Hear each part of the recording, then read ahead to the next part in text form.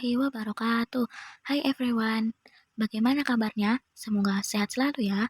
Perkenalkan, nama saya Silmi Nur Alfianti dari kelas 11 IPA 4. Saya di sini akan menjelaskan sedikit tentang recommendation, suggestion, and offer.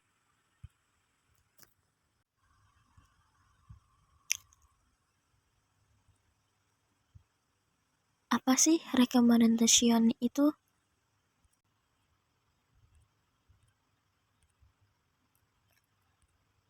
Recommendation atau rekomendasi adalah suggestion yang diberikan pada seseorang berdasarkan pengalaman pribadi si pemberi rekomendasi.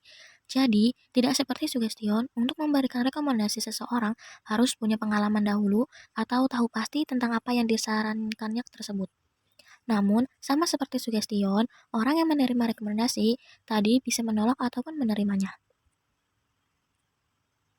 Fungsi sosial recommendation. Fungsinya yaitu untuk to facilitate interpersonal competition between different people.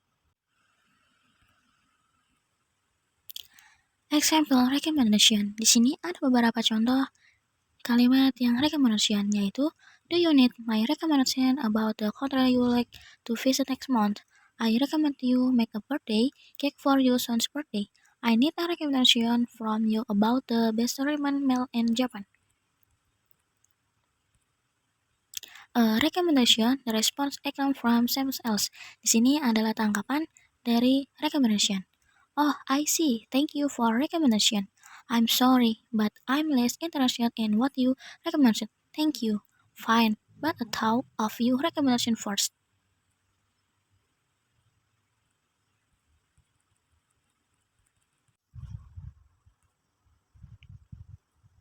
Lalu, setelah recommendation, apa sih suggestion and offer itu?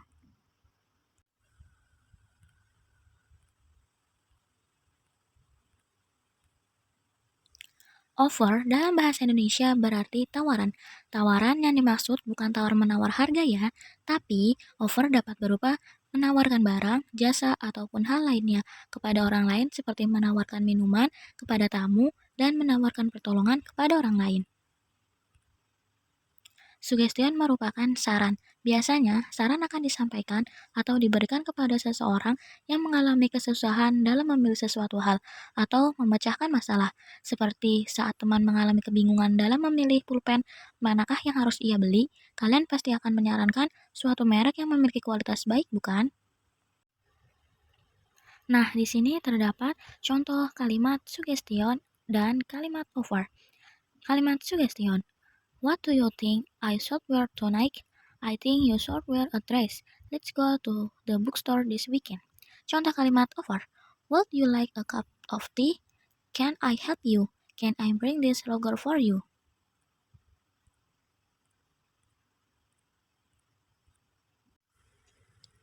Lalu di sini ada contoh cerita tentang suggestion and offer. Kemudian terdapat struktur yang dimiliki oleh struktur offer, yaitu ada modal verb, subject, and object. Modal verbnya yaitu world, shall, could, will. Subjeknya you, we, I, you. Objeknya care for another cup of tea, take you there, offer you something, have tea with that. Kemudian terdapat struktur suggestion, yaitu ada subject, verb, that, and object. Kemudian setelah struktur terdapat kebahasaan, offer, and suggestion.